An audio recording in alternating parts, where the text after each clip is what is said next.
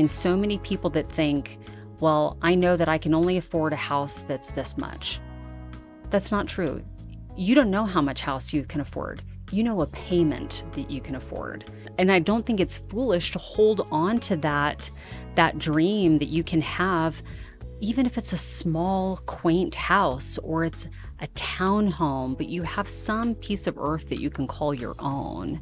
If you know someone that has lost a child, had a miscarriage, is going through anything difficult, you don't have to have the words. Just show up.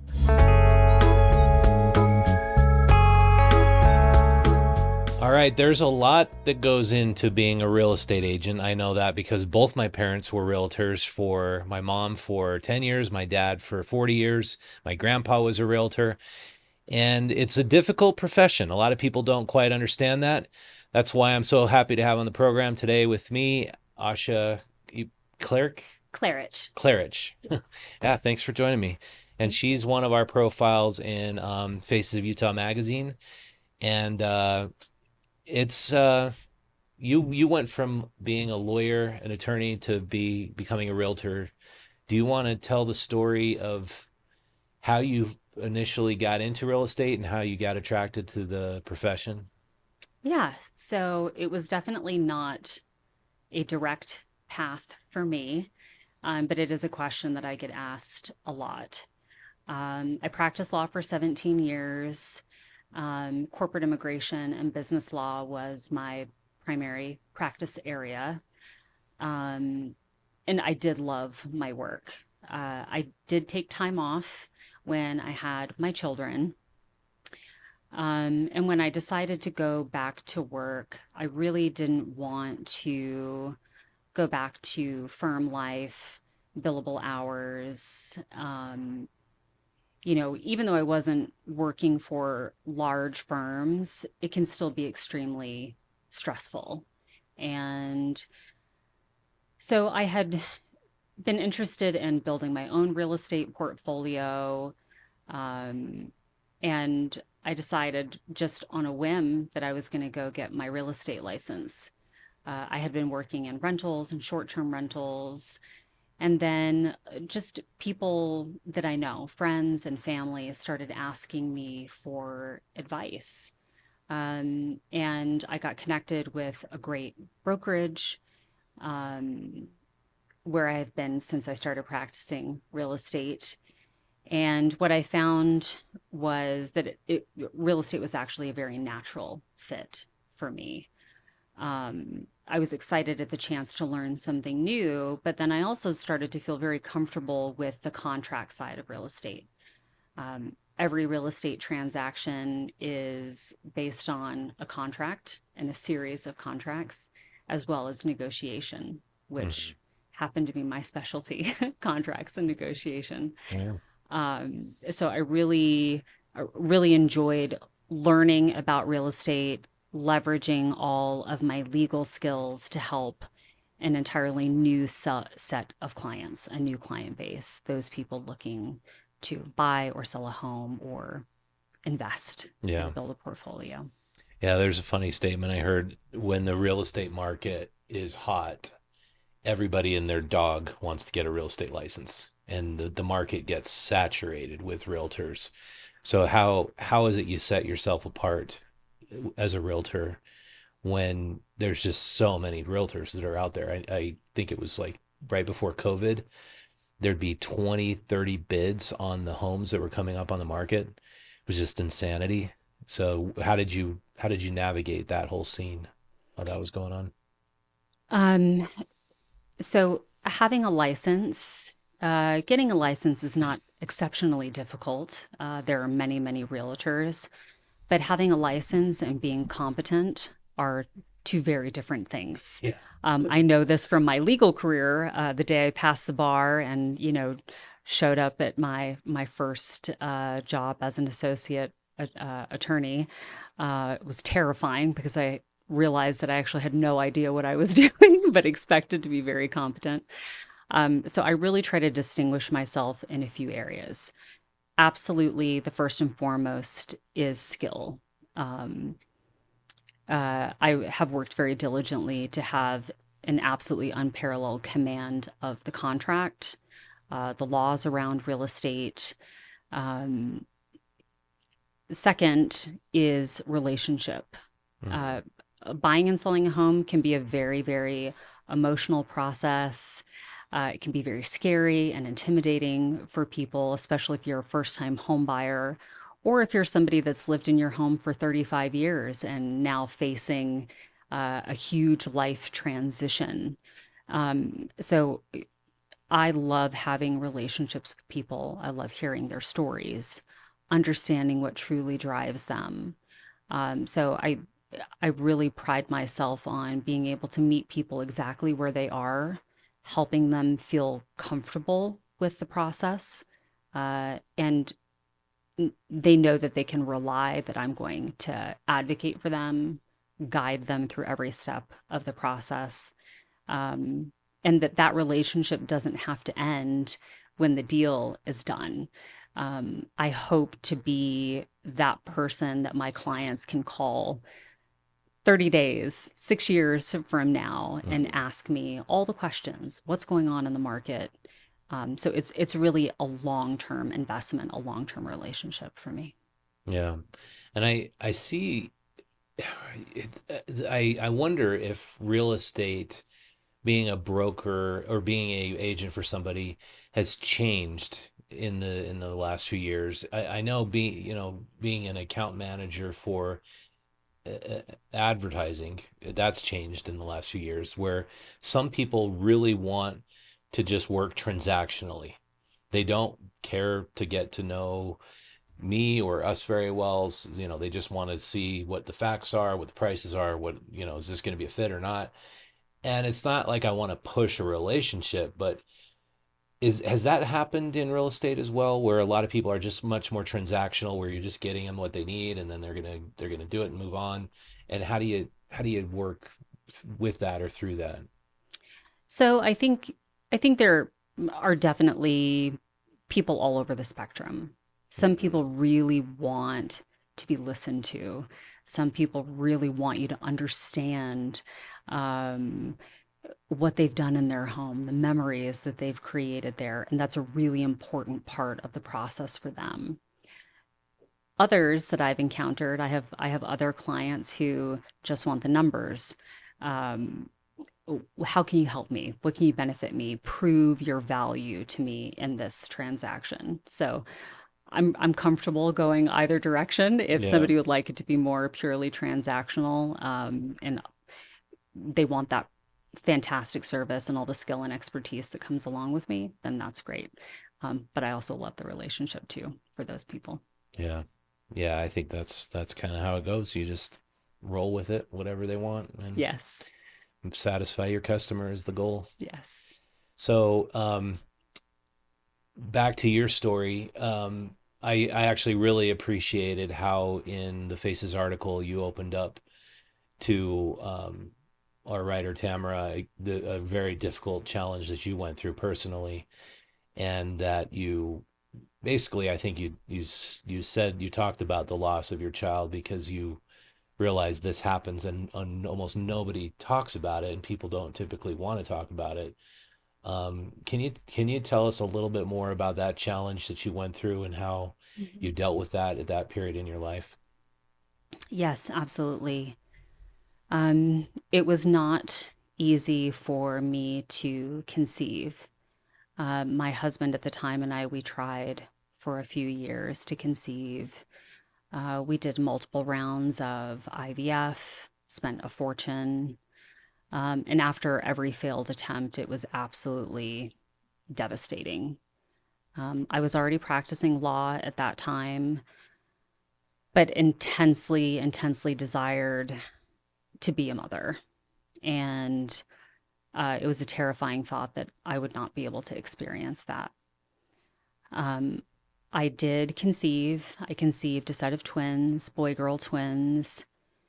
Um, at my 18-week, they call it the 18-week anomaly screening, when they do a very long and detailed ultrasound. They go through all of the anatomy, you learn the sex of your babies. Um, they started with my daughter first. They completed her ultrasound and everything looked great. And then they moved to my son. And at that point in the ultrasound, the sonographer got very quiet, where she had been talking and more jovial with me. And just, I think my sixth sense kicked in. She said that something didn't look right in his heart. She could only see three chambers. Um, it was a devastating moment, kind of like the paradigm shift in my life. Um, I was hysterical. I was in tears. I had begged and prayed to God for months and years to please let me be a mother, and I felt like finally I was pregnant, and now something is wrong. And that started a whole process of meeting with specialists and the pediatric cardiologist. And at first, it seemed very hopeful that this was something that they would be able to repair after he was born. Unfortunately, the duration of my pregnancy was very, very complicated. If there was a complication to be had, I had it. Can I Um, ask you how old you were when you were? I was 28. Okay, so you're Yeah, not yeah, old at all. yeah. Um, I had a deep vein thrombosis in my leg. I was having really severe nosebleeds. I got gallstones. I Wow. had a short cervix. Jeez. Ended up going on bed rest initially at home, and then I was admitted to the hospital, where I stayed on bed rest for about 10 weeks. Wow. Um, so I went into labor very early at 30 weeks. My son, and I actually was not awake for it. It was an emergency C-section, so I was under general anesthesia. Um, so I didn't see my children being born. Um, when I came to, I was told that my son had already gone through two surgeries. He had a defect with his trachea that's very, very common with children that have heart defects, and that he would need, you know, most likely multiple surgeries. Um, he was transferred to another hospital about 80 miles away where there is a heart specialist. So as soon as I was able, I picked up, and actually both of my babies were transferred to the same hospital. He was on a ventilator and intubated for months, lots of highs and lows during that time. During that time, I lost my job, um, because I couldn't go back to work and couldn't give a return date, and was living out of the Ronald McDonald House, which is a fantastic organization. I don't know what I would have done if we didn't have the Ronald McDonald Because House you to had no stay. means to pay rent. Is that Yeah, so the heart specialist was at a hospital 80 miles away from where I was living at the time in Western New York. So my husband at the time was um, working and living 80 miles away, and I was with our children in at the Ronald McDonald House. wow? And yeah, so he had many, many complications. We tried to extubate him many times. His heart was just You failing. said extubate? Yes, to take out the ventilator Oh, that was just get helping him off him the to ventilator. breathe. Then we received the very devastating news that he was no longer a candidate for heart surgery, Mhm. that his lungs had been too damaged from being on a ventilator for so long. Mhm. Um, and so we were faced with the very difficult decision: do we continue to keep him on a ventilator? Um, and we knew that essentially he would pass away very slowly of congestive heart failure. And, nobody would know how long that would take. But being on a ventilator is extremely uncomfortable, and requires sedation and can be painful. or do we take him off of the ventilator and allow him to die a natural death? Um, so we decided to do the latter. Um, sorry. Take your time. It's fine. Um, the I shifted from praying every day that please God don't take away my baby, um, to really understanding how hard his life was, being connected to these machines.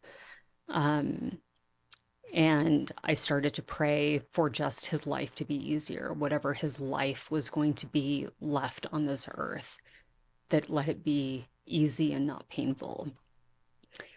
Um, it was an extremely terrifying thought to me to have him die slowly over time of congestive heart failure. And the thought of, well, what if it's in the middle of the night? What if I'm not there? What if I can't be with him? What if I can't hold him? And so I ultimately felt that it would be um, the best thing to release, even though I know that like I'm not in control of who lives and who dies, but to keep him here for longer, connected to all of these machines for what felt like selfish reasons for me, even though he was experiencing pain and discomfort. So I started to feel more comfortable with the idea that having him pass away naturally when we could be there, um, was the best decision. Yeah. How long was he on a ventilator then? About 4 months. Wow. Yeah. Yeah, that's extremely difficult. Um, and it's not like a lot of people can understand what it's like to go through something like that. Um, but I guess you said you had a very difficult time going back to your practice uh, because you just did not hear from the people that you knew there. Yes. They just didn't know what to say. Is that about right? Yeah. Yeah, I lost a lot of friends and colleagues after my son passed away. I didn't hear from anyone that I had worked with for years. Many of the people I went to school with for years, I never heard from again. Um, and after my son passed away, I spent a lot of time going to grief counseling groups and support groups, and that was a very common story that I heard from many parents. And I think what happens is that friends, people we know, get so overwhelmed by the amount of grief that they see in us that it feels scary. Mm-hmm. People don't know what to say, they don't know what to do, so they don't say or do anything. Mm-hmm. And then as time goes on, it just feels more awkward to reach out. Yeah. Yeah. And I think it kind of speaks to a problem that I think we have in our culture, honestly, which is um I really thank you for opening up about this because this podcast is kind of about that, especially the Utah story side. We have a hard time just realizing there is nothing you need to say when somebody's going through terrible hardship. They're not expecting you come up with the right word or some kind of poem. You just be there, right? I Yeah. mean, you just show, hey, dude, I'm here for you, you know? Yeah. And it's kind of a tough thing that people don't just get that, you know? So Yeah. that's really why I'm so happy that you open up about it, because I think if more of us were just there for each other, the world could be a completely better place. It's not like you got to say something. You just, hey, I get it. I have no idea what you're going through, but I'm here. You know? Yeah. I think so. I think for anyone that's listening, if you know someone that has lost a child, had a miscarriage, is going through anything difficult, you don't have to have the words. Just show up. Hmm. Show up, give a hug. I'm here for you. I love you. And really, when you think about it, at least in my perspective, that is the richness of life. It's easy to be there for someone when life is good. You Yeah. have no problems. It's smooth sailing, it's Instagram perfect. Hmm. But the true test of a friendship or a relationship where you can really add so much value to someone's life is to showing up when their life doesn't look pretty, when it's hard and ugly and there's tears. Just show up. And even if maybe if someone is thinking, gosh, I know someone that this happened to or that went through a really hard time and I didn't show up, you can still show up. Yeah. You can still show up. Yeah. Give that person a call. Say, I love you. I'm sorry I didn't show up in the best way, but I'm here for you if you ever want to talk. I'm here. And I think that goes a long way. It's a great message. I think with what's happened in the world and COVID, all the death that's occurred, even if it's years later, if more of us just reached out to the friends that we've lost throughout this period of isolation, that's that would be a great thing. Absolutely. Yeah. Well, thanks for sharing that, Asha. You're welcome. You're Yeah, very appreciate welcome. it. Appreciate you coming on. Absolutely. So, this concludes the faces portion of the segment, and then the next segment we're going to talk about the real estate market. Um, but we'll take a little break, Okay. and we'll come right back. Welcome back. So it's a challenging time to decide when or if you should get into the real estate market, if you should wait a long time, if you should wait till interest rates come down. And with me again is Asha Klarich. Klarich. Klarich. Sorry, I have a hard time with last names. Um, so tell me why you do believe this is a great time to buy. Yes, it is a great time to buy. The past few months, we have seen an increase in inventory on the market. So what that means is that it's actually a buyer's market. It is a strong buyer's market. All of that inventory that in past years we would see clear out in the spring and over the summer months, we have not seen that trend. Buyers have a lot of inventory to choose from, and the effect of that is that sellers have to be more competitive with their pricing. It's a great time to get a good deal, to have a little bit more leverage in your negotiations on the purchase of a home. It's still possible to get concessions like a 2-1 rate buy down, closing costs, and other things like that. So now is a fantastic time to buy. Mm-hmm. I hear a lot of people talking about, but the rates are still high, right? Mm-hmm. Rates are actually the lowest that they've been in about the past 11 months. Are they higher than what people have been used to for the past several years? Yes, absolutely. I don't think we're ever going to see rates dip back down into the twos. Mm-hmm. um, but one thing that is certain about the Utah market is that homes are still appreciating. They're appreciating well. Homes are not going to get radically cheaper in the next several years or in the foreseeable future. So buying into the market now is still a great investment. Yeah. And one thing that I've noticed is that the prices of homes really did spike and it went up and up and up. And they've been steadily coming down. At least I noted, I look at Redfin in my neighborhood and they're still like coming down a little bit. And I think that this inventory has been out there so long, people are finally like, okay, I'm not going to get that top dollar. I'm going to have to do something.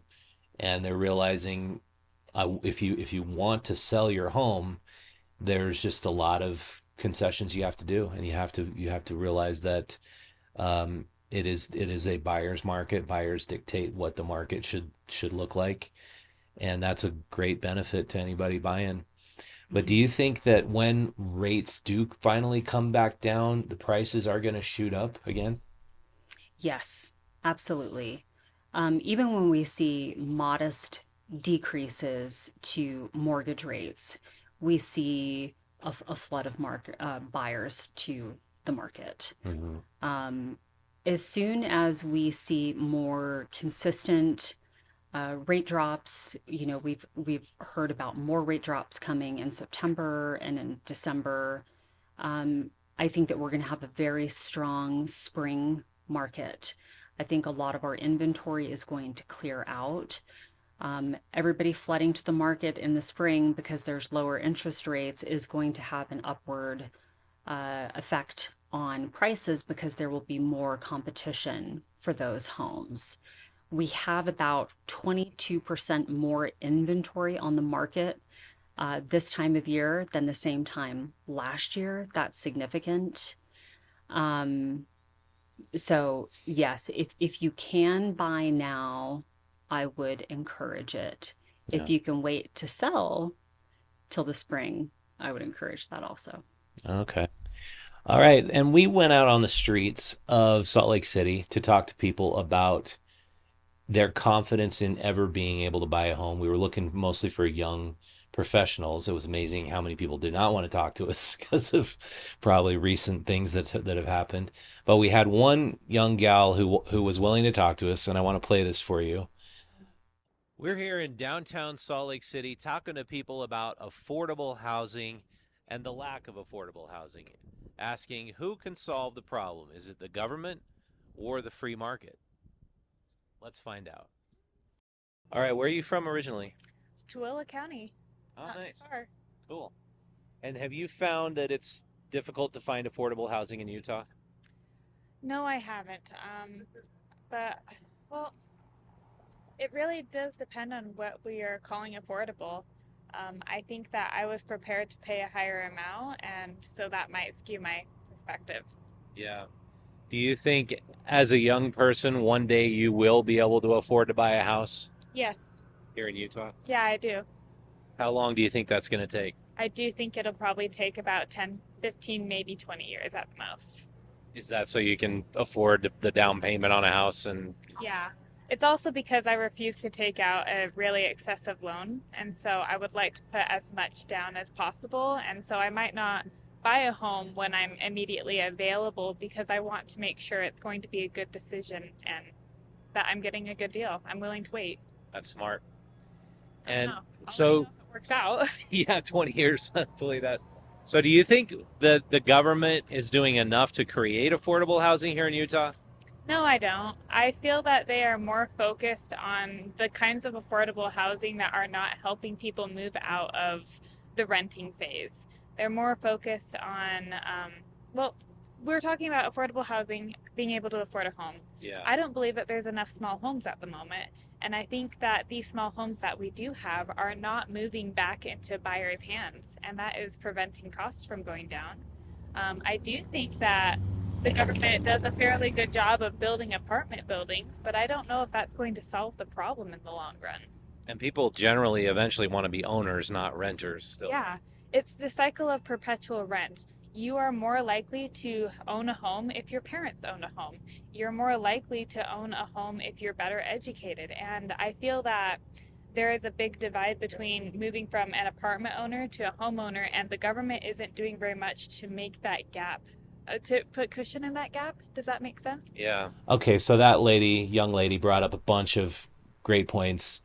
I guess first of all, what do you think about the solution to affordable housing? Is it the government providing the housing or providing the concessions, or is it the free market getting more loosened by zoning regulations changing? What is the ultimate best solution, do you think? Yeah, so I think we have we have a couple of unique dynamics here in Utah. Um, First and foremost, we have had an extraordinary amount of new construction.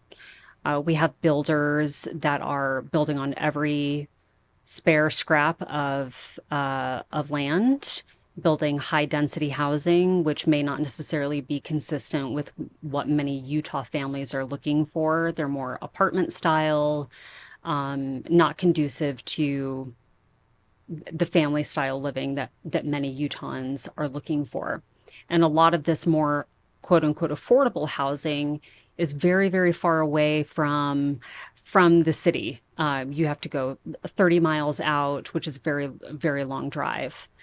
But the problem is that the builders are incentivized to build homes that are going to maximize their profit and not to build things that are necessarily affordable for people that live here.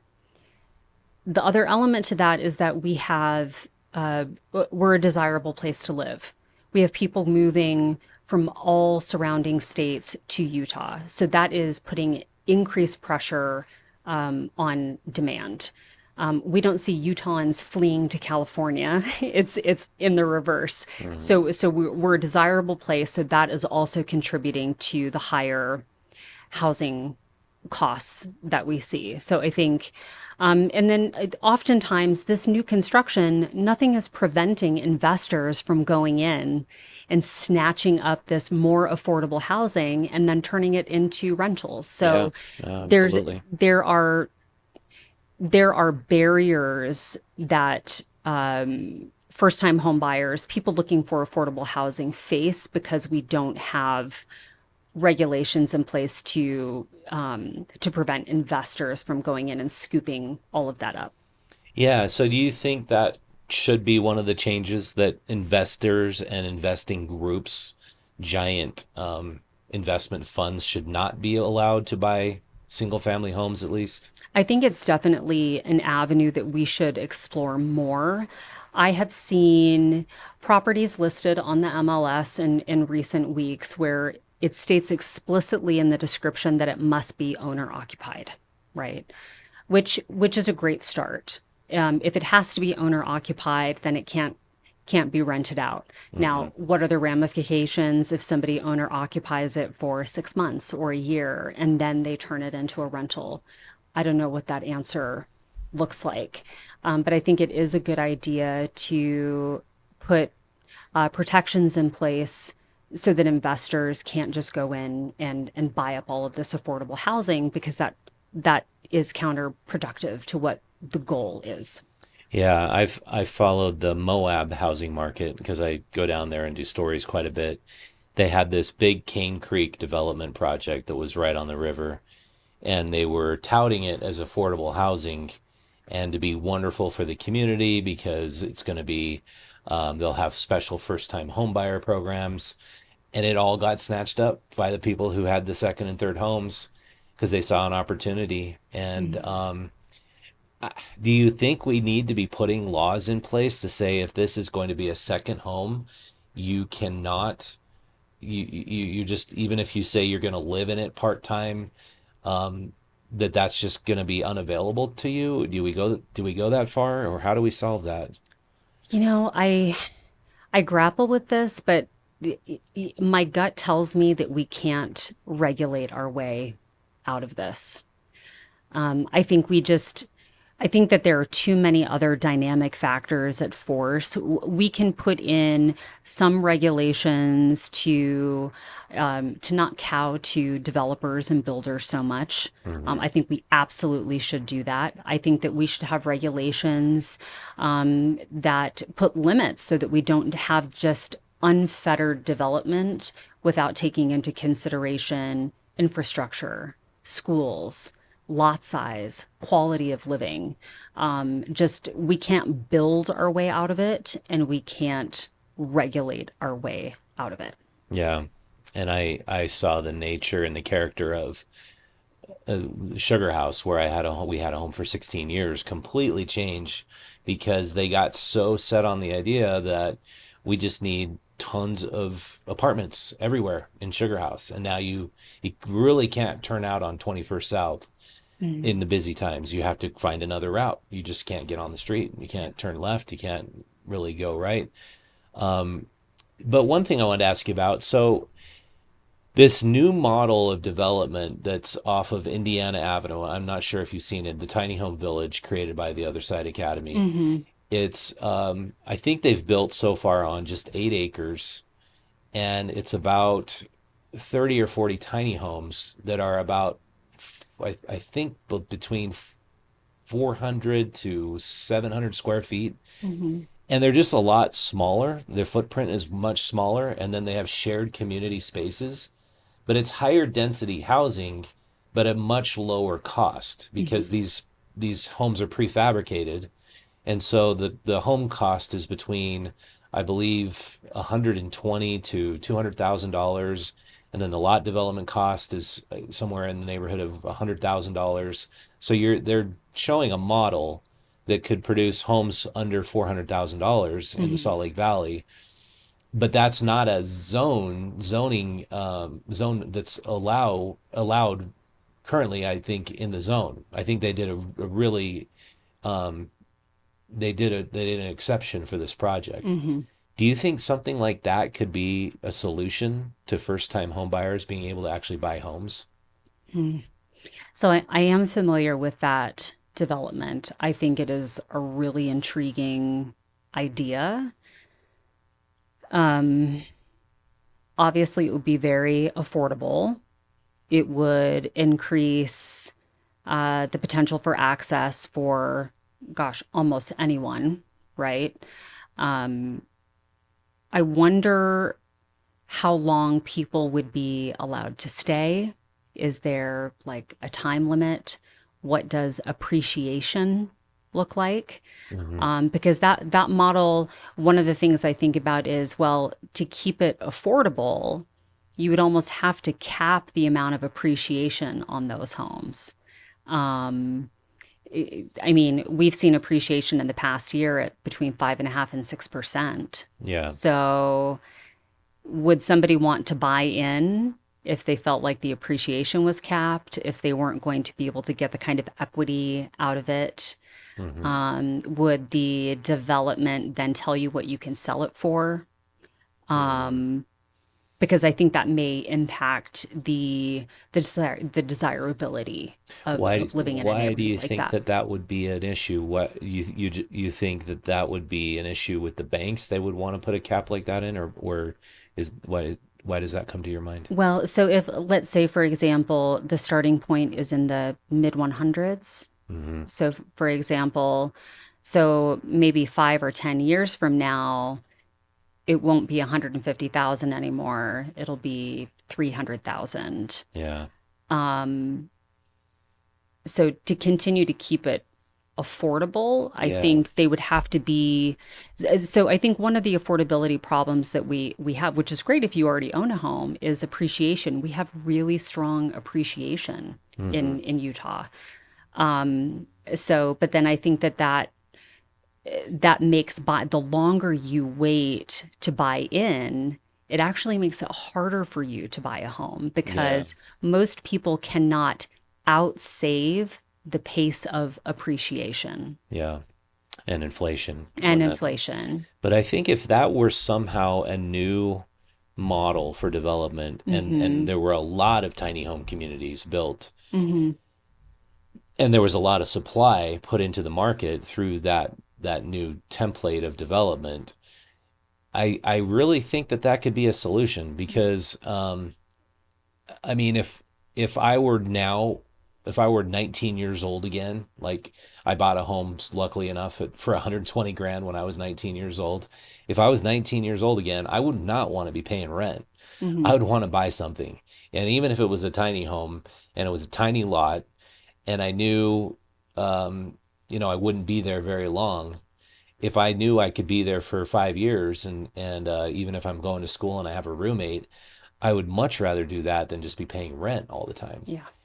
And so I look at that model and I wonder, why doesn't the Utah State Legislature look at that and think, okay, let's copy paste that all over the valley? Because there's got to be like 5 to 10 acre lots that are empty still where they could do these prefab homes. And Mm-hmm. even if one day eventually that 5 to 10 acres ends up getting developed as to a higher and better use, it seems like that would be a good solution. Yeah.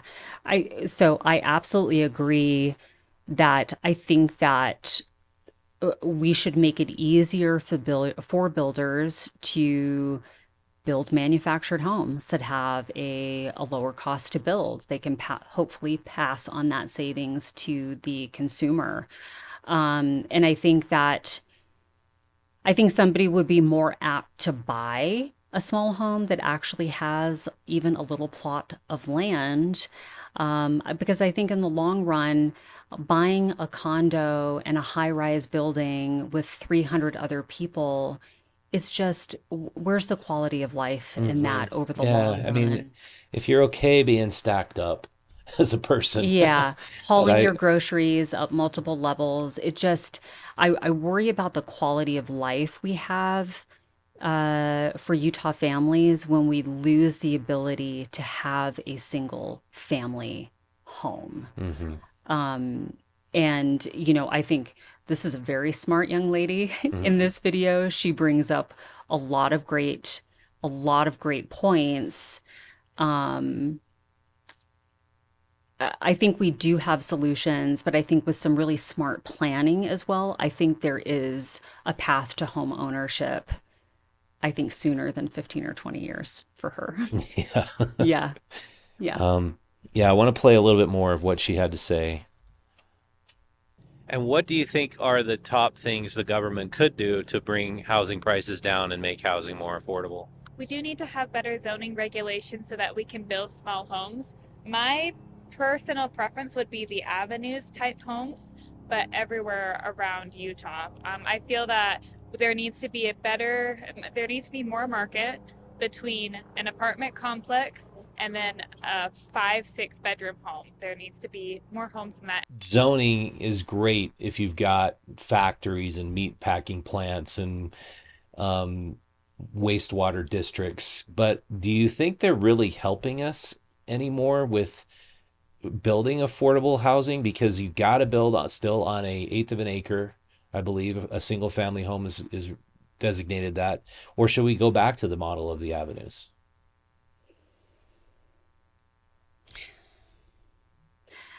Yeah, I don't know what our zoning is doing for us when it just seems like the lobby is so tilted towards builders and developers. And I think that I think that our zoning should be protecting against building so much high density housing because, as you mentioned, zoning is designed to create specific zones, right? You can't have a dump right next to a school. You can't have a chemical plant, right next to a neighborhood. But there are other aspects to quality of life outside of those factors. And I think Hmm. that we have lost that. What does it take to build a community? Um, to have a neighborhood, to have a neighborhood feel, to have a neighborhood park, to have walkable places and spaces, green space, um, have your community school, Yeah. have the library. And I think we lose that with all of the high density housing, just packing as many in as you possibly can. I just don't think it's a great long-term Yeah, plan. I agree. We lived in the UK for a year and we lived in a community where they had very small little flats next to very big flats, and they had a huge variety of home types in one area. And they didn't have a lot of homes, high-rise homes, but it was just like little homes, much smaller than what you usually typically find here, on very, very small acreage with almost no backyard, next to homes that did have a backyard. And it's like that would never be allowed here in the United States. But the area was so walkable. It was so cool to see such a broad socioeconomic spectrum just walking in one neighborhood. And that's kind of what you got in the avenues prior to probably 20 years ago when Right. all the houses became like $1 million homes. But Yeah.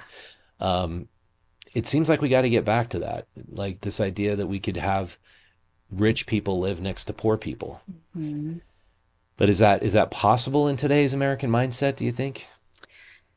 I mean, in the valley, there's no place left to build in the avenues. A Mm-mm. lot of, if you were to draw a circle in a 20-25 mile radius, there's just little tiny pockets. So She's it's actually talking about this new Utah city that's uh-huh, going to be built at the point in the mountain where the prison. right. I'll Yeah. actually play that if you don't mind. And Also feel that once those homes are built, we need to prevent them from going into those perpetual rent cycles.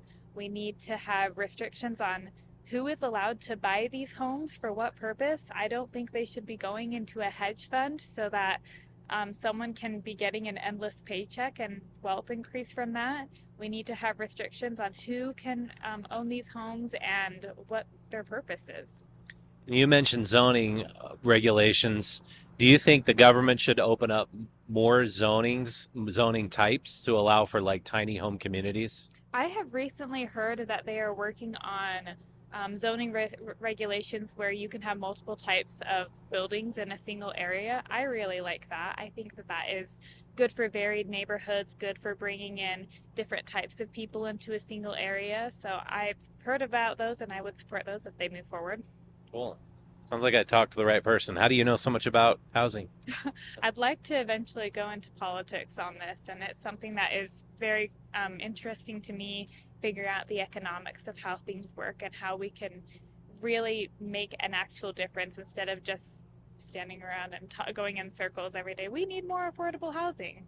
And the governor is saying he wants to have 30,000 affordable homes around the $300,000 range in the next 3 to 5 years. Do you think that's an attainable goal? I do think it's an attainable goal. My dad used to work, my dad still works construction, so I kind of know the timeline of how quickly things get built. And I think that if we really put our minds to it and we lay out a budget and we get some actual contractors in and lay down some ground rules, we can do it. We just have to actually decide to do it. That's the hardest part. And where do you think we could build those houses? I know that they are currently working on the brand new Utah city down by Utah Lake, and I understand that they have lots of land out there now that they've demolished the prison and they're working towards Bluffdale a little bit. I understand that's a good area. I do, coming from Tooele City, think that there is still potential for growth out there so long as we're smart and we're not overrunning our water source. Nice. Just the point she brought up there. What do you think about the governor's initiative? Do you think 30,000 affordable homes? I mean, he said that about a year and a half ago, and he said in the next 3 to 5 years. So that would be in the next year and a half to 3 years. Do you think that's realistic? That's a lot of homes. Yeah. Um, I'd be skeptical of that. Uh, that's that's a lot of planning. That's a lot of planning. You'd have to have the land identified, builders identified, have all of the specs, have your zoning, have your permitting. Um, so I would love to see the proof of concept Hmm. behind that. Um, I think it's a great idea. Obviously, throughout this conversation, I'm not a huge fan of high density housing. I'm a fan of quality housing where it still provides a quality of life and there is a supported infrastructure. So I would love to hear from the legislature, from the governor, what is the plan to build sustainably and what is the infrastructure plan that is in place, especially when we're talking about short Tooele, Bluffdale. When you're going to build that quantity of housing, you have to have public transportation. You have to have schools. You have Hmm. to have utilities. So there's a lot more pieces to that puzzle. So did he say, is it high density or is it single family I homes? believe he specified single family homes because the Mhm. initiative is what it is because the housing situation right now is preventing people from having kids. Mhm. Obviously, if you can't afford to buy a 2 bedroom, 3 bedroom house, how are you going to have kids if you're stuck in an apartment? And so he said this during his reelection campaign. My initiative is going to be to do this. And But I think you're absolutely right. You got to have an infrastructure plan. That's first. And then you got to have a transit plan because we can't occupy or accommodate, you know, 30, I guess 60,000 more cars on some freeway system that doesn't even exist yet. Hmm. And so when reality meets the dream, I think we're pretty short from where it's got to be. And this Yeah. Utah City, I don't know how much acreage is out there. Um, do you know anything about how many homes they're going to be able to build with the former prison site? I don't know how many homes they're planning. I have read numerous articles, seen some 3D plans Hmm. for it, in kind of like painting with a broad stroke brush about the businesses having lots of mixed use development out there, which I think is a great idea. I mean, obviously, it's right in the middle. It's not as far away from the city as it used to be. I mean, the prison area used to be like on the other Yeah, side of used to no, be in the other boonies. side of nowhere. Now it's completely common for people to live in Salt Lake County and commute to Utah County or vice Yeah, versa. So I think it's a great shoulder community, kind of right in the middle of the valley. But I certainly hope, when they tore down the prison, my thought was, I hope it doesn't become a sea of houses. yeah, I hope that we're able to yeah. you know, some maintain some open If there's space. a rendering out there, we'll put it up right Yeah, now. yeah. Looks pretty. Like there's a nice walking path around Utah Lake, and if you look at this, don't see any single family homes. Mhm. It's, I mean, I don't know what it is, but it just seems like every city planner believes that all we want are high density walkable communities. Mhm. And I don't see a lot of families that are super jazzed about that from Utah. Yeah, I don't, I talk to a lot of first-time home buyers. I don't hear anyone that's excited. Hey, that 15-story building over there on 13th East? I want to live there. Hmm. Nobody wants that. Like that's not somebody's ideal vision for even a first home. Now, I will say that first-time home buyers, your first home is not going to be your dream home, okay? But I don't believe that high density housing is the solution. I think that they create an eyesore. Hmm. I think people want, and I don't think it's foolish to hold on to that dream that you can have, even if it's a small, quaint house or it's a townhome, but you have some piece of earth that you can call your own. Yeah. I think that offers a much better quality of life. And just my own personal opinion, I don't think that we need to build housing for everybody else in the West to move to. I Yeah. think it's responsible to have a plan to slow some development. High density housing is not the solution. This is not New York City. Hmm. I don't think we need high rises all over the place. I think we owe it to our future generations to be able to uh, maintain the quality. We can't go for speed and number. We have to have quality housing. Um, so I'm hopeful that that is part of the governor's plan, is not just numbers, but quality. Yeah. Um, yeah, I think they need to listen to young people. And I mean, we work with young people all the time. The thing that they want to jump on a lot of times is, even if it's a teeny tiny home that needs a lot of work, if they could find anything in the 300s, they would jump on it, even if they know they got to rip out all the drywall and put all new, you know, furnace and roof and electrical in. That gets people more excited than this idea of living 30 stories Yes. high and looking at Utah Lake and paying rent. Yes, absolutely, absolutely.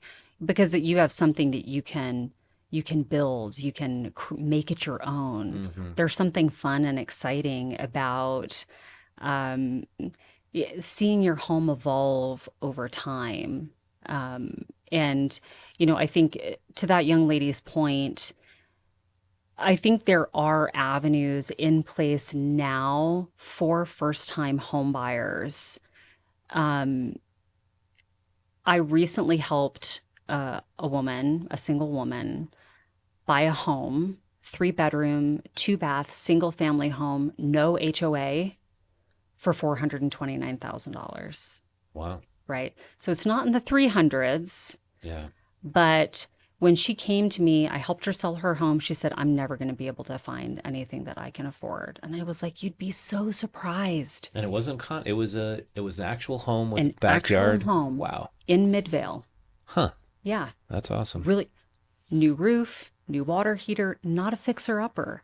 I think people would be really surprised how many homes there are under 500,000, under 450, Hmm. even some under 400. Now, granted, those homes are typically going to be more townhome style, condos, but not necessarily high-rise condos. They can be a great first step into home ownership. So I would say my advice to this young lady would be, first, talk to a lender. Hmm. Okay. Now, I find a lot of hesitation with people not wanting to talk to a lender. Oh, it'll be high pressure. I'm going to get sucked into doing this. It's actually a really brilliant first step. I find so many people that think, well, I know that I can only afford a house that's this much. That's not true. You don't know how much house you can afford. You know a payment that you can afford. And unless you're really, really savvy, you're not going to be able to figure out how much house you can afford for your payment and predict the down payment and the principal, the interest, the taxes, all of that. Having a lender, I think young people should have a conversation with a lender. This is what my finances look like. They can do a soft credit pull, no impact to your credit. You can talk about what your goals are. You can come up with, okay, this is a payment that I'm comfortable with. Then you can build a plan around that. Even if it's not for a year or 2 years, what you have a plan to work for. Hmm. Having a goal without a plan is useless. Hmm. Yeah, use your goal to develop a plan.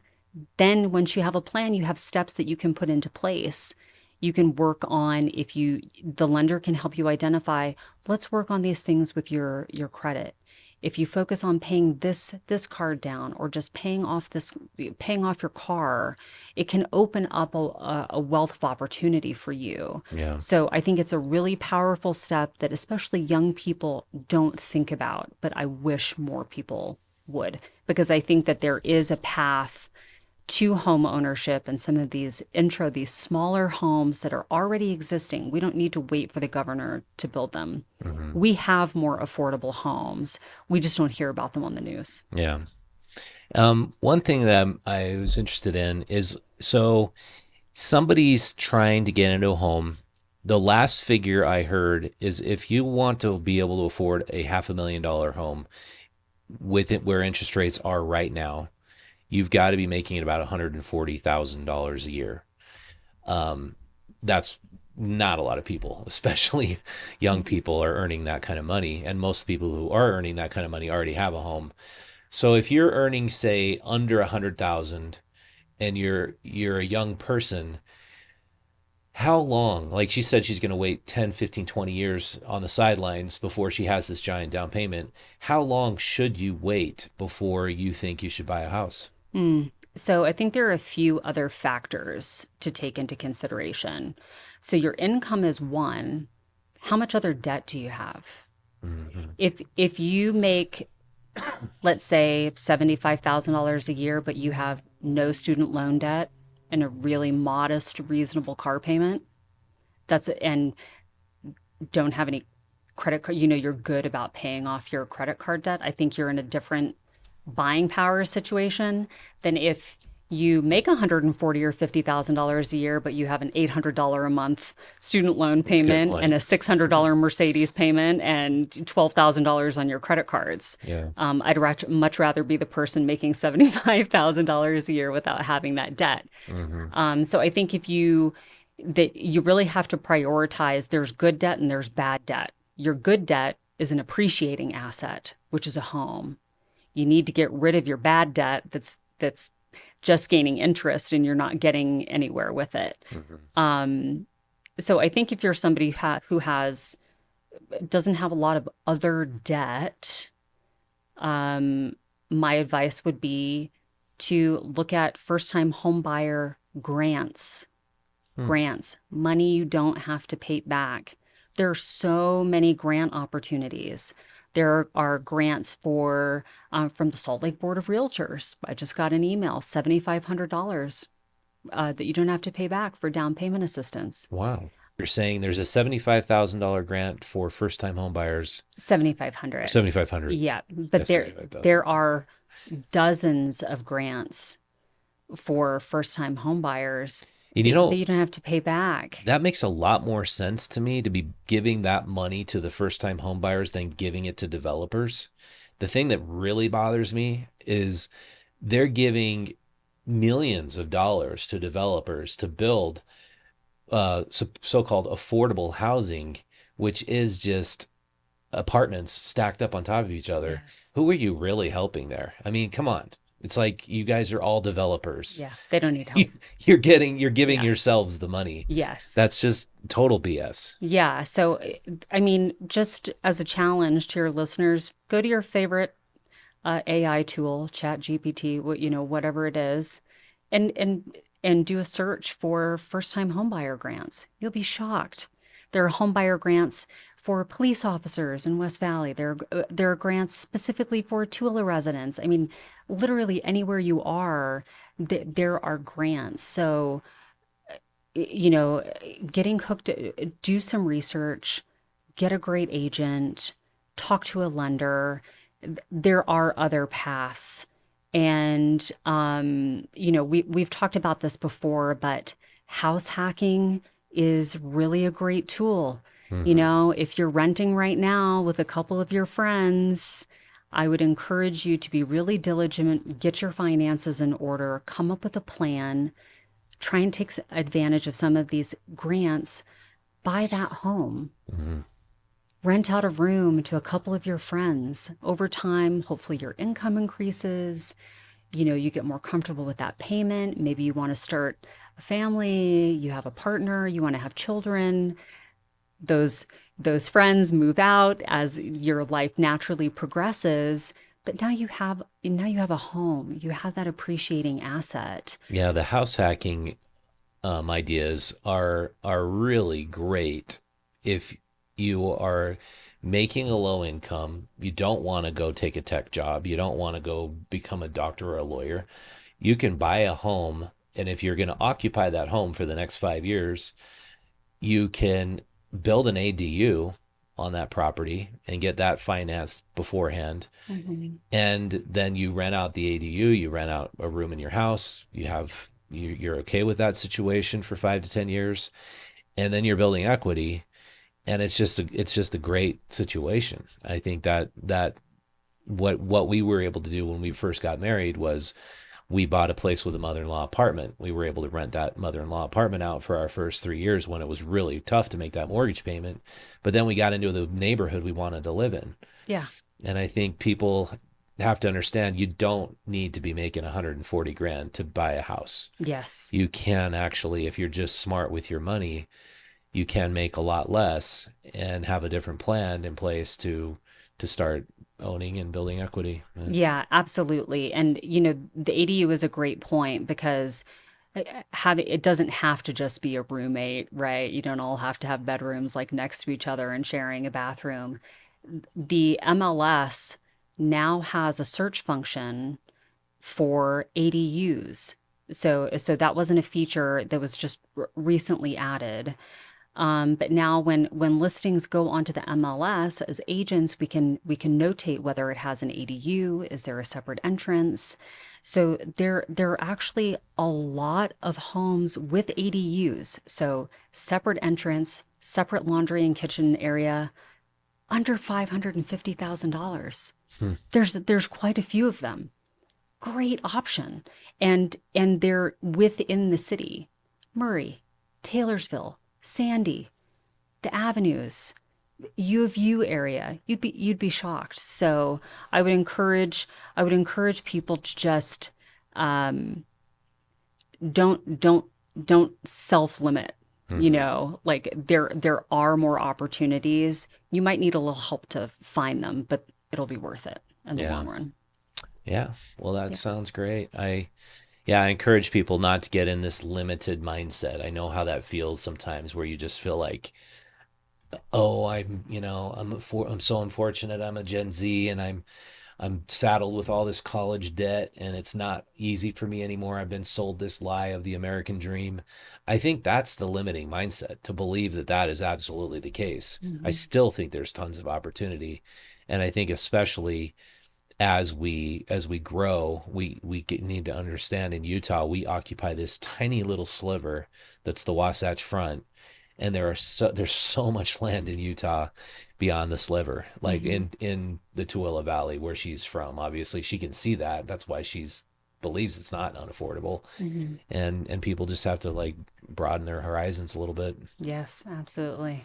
Yeah, you can create. You're the master of your own life. You can Yeah. create it. Well, thanks so much for coming on, Asha. Yeah, Really thank appreciate it. you. How do people get a hold of you?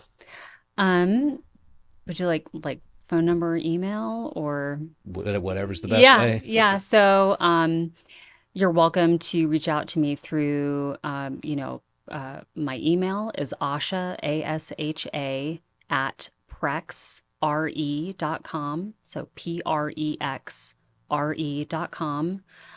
You're also welcome to call my business line at 801-907-5505.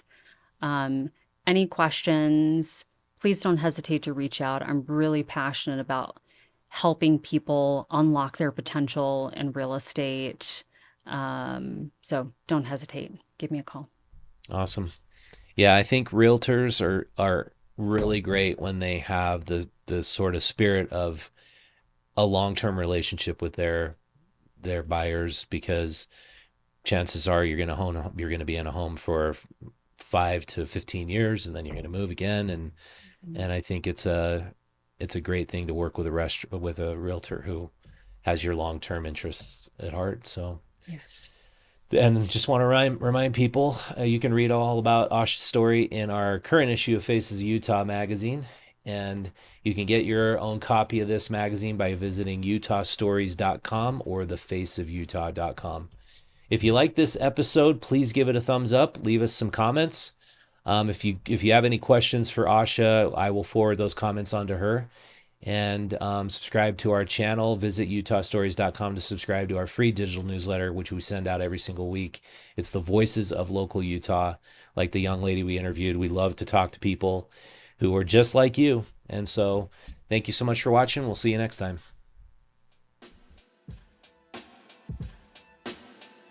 Clark's Auto is Utah's premier independent Subaru mechanic and auto shop. Check them out at clarksauto.com and on the back of Utah Stories magazine.